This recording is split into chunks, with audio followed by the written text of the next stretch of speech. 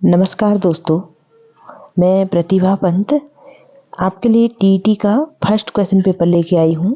जो ये first question paper है, यह प्राइमरी सेक्शन के लिए काफ़ी यूज़फुल होता है। जो प्राइमरी सेक्शन होता है उसके लिए काफ़ी यूज़फुल होता है। ठीक है, तो आइए जानते हैं इसके बारे में कि यह प्रश्न पत्र किस तरह से होता है। इस क्वेश्चन पेपर को सॉल्व करने के लिए आपको 2 घंटे 30 मिनट का समय दिया रहेगा और कुल मिलाकर के 150 प्रश्न आपको दिए जाएंगे। ठीक है, जो इसके आंसर होंगे वह आपको OMR शीट में लिखने हैं। तो इसमें देखिए कितने सेक्शन होते हैं। कुल मिला के जो 150 क्वेश्चन होते हैं, 150 क्वेश्चन होते हैं टीईटी फर्स्ट प्रश्न पत्र में। उसमें से जो पहला सेक्शन होता है, सबसे पहला सेक्शन होता है, वह होता है बाल विकास का। ये देखिए पहला सेक्शन इसमें होता है बाल विकास एवं शिक्षण विज्ञान।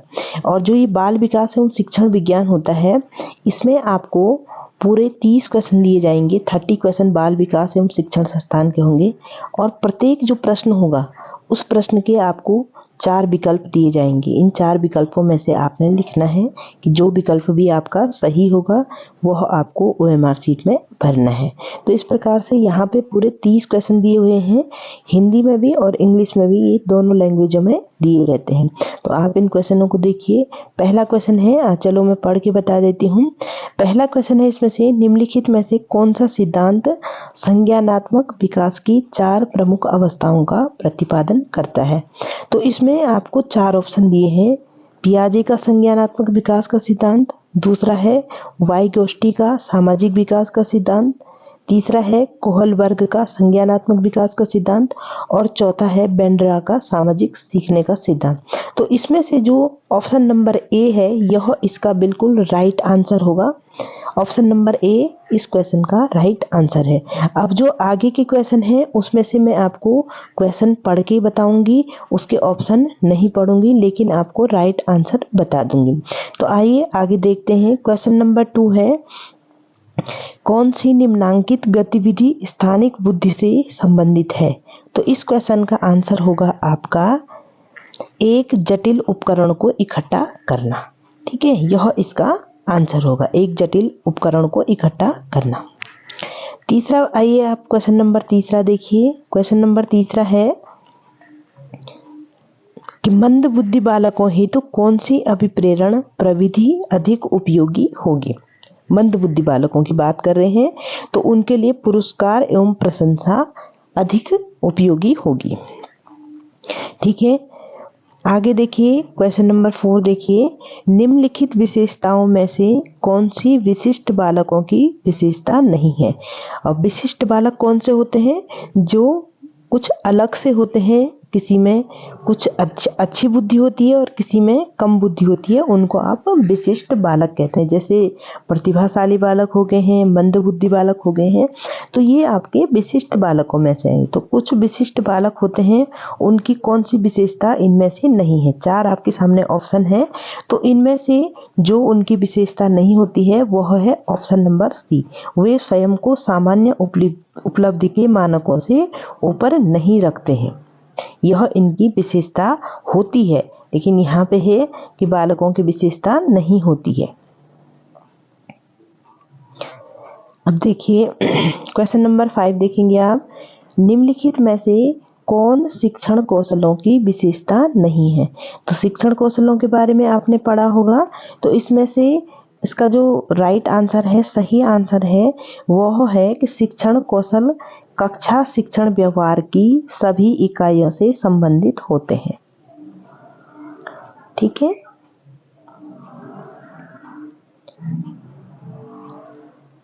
अब आप क्वेश्चन नंबर 6 देखेंगे, निम्नलिखित में से कौन सा कथन शिक्षण की प्रकृति की सटीक व्याख्या नहीं करता है।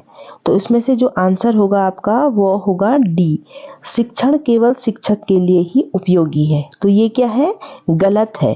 शिक्षण दोनों के लिए उपयोगी है, शिक्षक के लिए भी है और शिक्षार्थी के लिए भी है। क्वेश्चन नंबर 7 देखेंगे, निम्नलिखित में से कौन सा कथन अधिगम को स्पष्ट रूप से परिभाषित करता है। तो इसके 4 ऑप्शन हैं, तीनों के तीनों ऑप्शन सही हैं। अधिगम प्रक्रिया तथा परिणाम है, अधिगम एक सतत प्रक्रिया है, अधिगम व्यवहार परिवर्तन की प्रक्रिया है। तो इसके आंसर तीनों हो जाएंगे। अब देखिए क्वेश्चन नंबर 8 देखिए, निम्नलिखित में से कौन सी शिक्षण विधि नहीं है? तो कौन सी शिक्षण विधि नहीं है? साक्षात्कार विधि आपकी शिक्षण विधि नहीं है।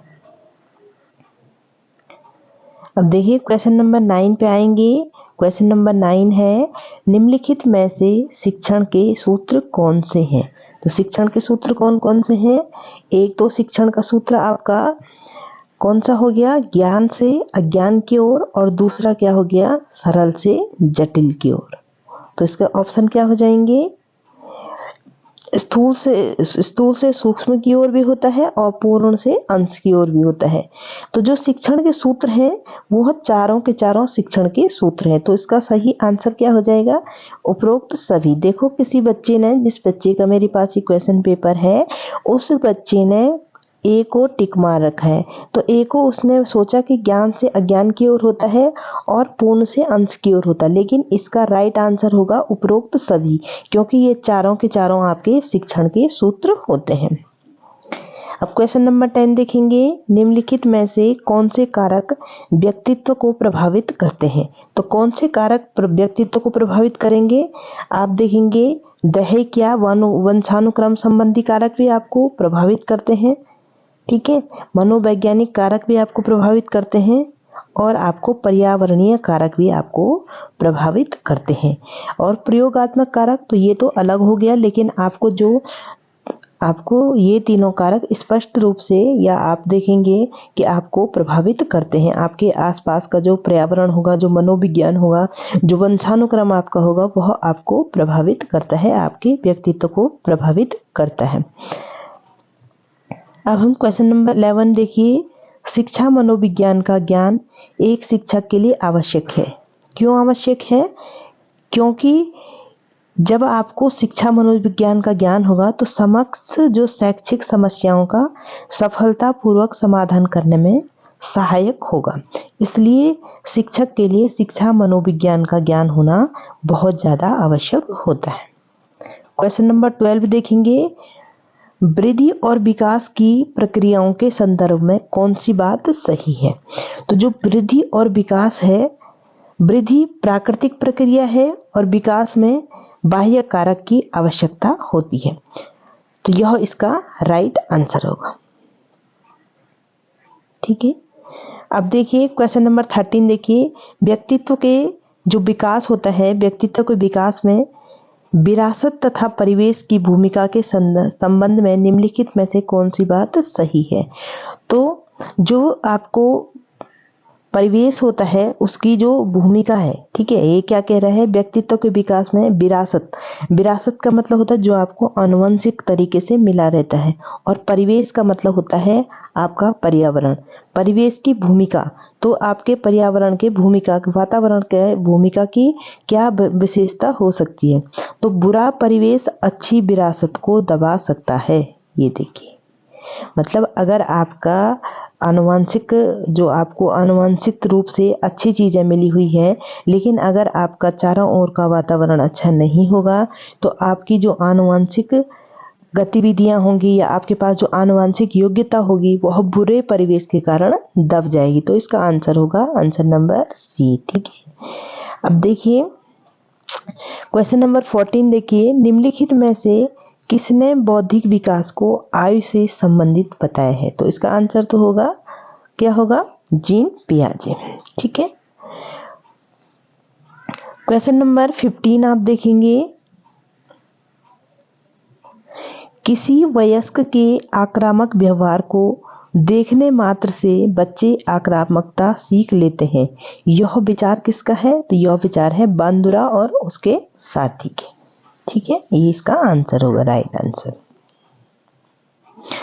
अब आइए क्वेश्चन नंबर 16, कोहलबर्ग के नैतिक विकास संबंधी सिद्धांत के अंतर्गत निम्नलिखित में से कौन सी बात उस सिद्धांत की एक अवस्था नहीं है? तो इसका आंसर होगा संवेदी प्रेरक। क्वेश्चन नंबर 17 देखेंगे आप, एक छात्र गणित के प्रश्न करते हुए एक प्रश्न पर अटक गया। कुछ समय सोचने के बाद अचानक उसे युक्ति सूझी तथा समस्या हल हो गई। इस प्रकार के अधिगम को क्या कहेंगे? इस प्रकार के अधिगम को कहेंगे सूझ द्वारा अधिगम। ठीक है, उसने सोचा समझा और उसके दिमाग में आया कि मुझे ऐसा करना चाहिए, तो इसे बोलते हैं सूझ द्वारा अधिगम। क्वेश्चन नंबर 18 देखेंगे। विद्यार्थियों में पाए जाने वाली अधिगम शैलियों में भिन्नता के कारण हो सकते हैं। जो अधिगम शैलियां हैं वो भिन्न भिन्न क्यों होती हैं? और ये है विद्यार्थियों द्वारा अपनाई जाने वाली चिंतन की युक्तियां। कई विद्यार्थियों में चिंतन की युक्ति होती है, चिंतन करते हैं, और कई विद्यार्थी नहीं करते हैं। अब देखिए, निम्नलिखित में से कौन सी मानसिक स्वास्थ्य की योग्यता नहीं है? मानसिक स्वास्थ्य की योग्यता कौन सी नहीं है? सेखी बगारना मानसिक स्वास्थ्य की योग्यता नहीं है। अब देखिए क्वेश्चन नंबर 20 देखेंगे आप। उच्च स्तरीय ज्ञानात्मक कौशलों का विकास करने में निम्नलिखित में से कौन सा सर्वाधिक उपयुक्त है? तो खोज अधिगम। क्वेश्चन नंबर 21 देखेंगे आप। विद्यार्थियों में समस्या समाधान योग्यता के पोषण का एक महत्वपूर्ण तरीका है। तो ऑप्शन ढंग से पढ़ेंगे। इसके 4 ऑप्शन दे रखे हैं। तो समस्या, आपको क्या पूछा गया है? समस्या समाधान योग्यता के पोषण का एक महत्वपूर्ण तरीका है, तो वो है औपचारिक तर्कणा तकनीक का प्रशिक्षण देना। क्वेश्चन नंबर 22 देखेंगे। पाठ्यक्रम से भाव है। पाठ्यक्रम का मतलब क्या होता है? विद्यार्थियों द्वारा स्कूल में प्राप्त किए गए सभी अनुभव, उसको बोलते हैं आप पाठ्यक्रम। उसमें होता है को करिकुलर एक्टिविटीज भी होता है, पाठ्येतर जो होता है, मतलब उसमें जो भी स्कूल में होगा आपका खेल कूद जो भी संबंधित होगा वह सब आपके पाठ्यक्रम में ही गिना जाएगा। क्वेश्चन नंबर 23 है। NIVH संबंधित है, तो यह दृष्टिबाधितों से संबंधित है। क्वेश्चन नंबर 14 आप देखेंगे। पूर्व भाषाई बधिरता होती है। तो पूर्व भाषाई बधिरता का मतलब होता है प्रीलिंगुअल डीफनेस। यह किससे होगी? भाषा अर्जन से पूर्व।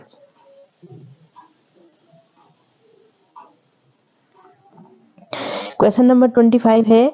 श्रवण बाधितों के लिए कक्ष व्यवस्था का कौन सा आकार सबसे ज्यादा प्रभावशाली है? तो इसका आंसर होगा अर्धवृत्ताकार। फिर है क्वेश्चन नंबर 26। कौन सी अधिगम विशेषता मानसिक मंद बालक की नहीं है? तो मानसिक मंद बालक की कौन सी विशेषता नहीं होगी? सामान्यीकरण की क्षमता उसमें नहीं होती है। 27 देखिए।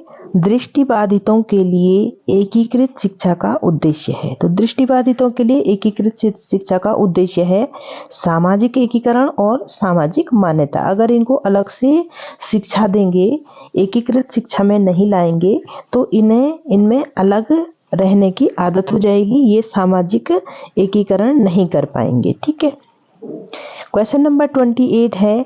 एक बालक किसी कहानी के अनेक शीर्षक बताता है, तो उसमें कौन सी योग्यता है? उसमें वैचारिक प्रभाव की योग्यता है कि वो एक ही चीज को कई तरह से बता सकता है। क्वेश्चन नंबर 29 देखेंगे। डिस्फेजिया है। डिस्फेजिया का मतलब होता है भाषाई असामान्यता। ठीक है। और क्वेश्चन नंबर 30 है। संज्ञान जानने की प्रक्रिया है जिसमें सम्मिलित नहीं है। तो संज्ञान जानने की प्रक्रिया को क्या बोलेंगे? सेखी बगारना, या सेखी बगारने को आप बोस्टिंग भी बोल सकते हैं। तो यह आपके जो बाल विकास के क्वेश्चन हैं, यह पूरे आपके 30 क्वेश्चन आएंगे। ठीक है। 30 क्वेश्चन आपके इस प्रश्न पत्र में, 30 प्रश्न बाल विकास से ही आएंगे। उसके बाद हम अगले सेक्शन पे चलेंगे। ये आपने बाल विकास वाले क्वेश्चंस कर दिए हैं। अब आप आगे देखेंगे। प्रथम भाषा आपको चुननी पड़ेगी। प्रथम भाषा या तो आपकी हिंदी होगी और या तो आपकी इंग्लिश होगी। तो जो बच्चे पहली भाषा हिंदी चुन लेंगे वह भाषा वह बच्चे दूसरी भाषा इंग्लिश के रूप में चुनना। तो प्रथम भाषा अगर आप हिंदी चुनते हो तो द्वितीय भाषा आपको इंग्लिश चुननी है।